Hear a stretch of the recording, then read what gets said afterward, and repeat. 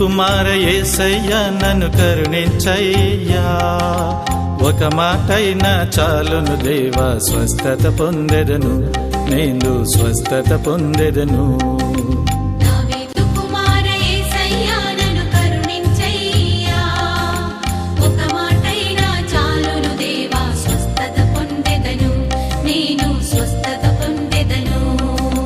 రావయ్యా యేసు రాజా,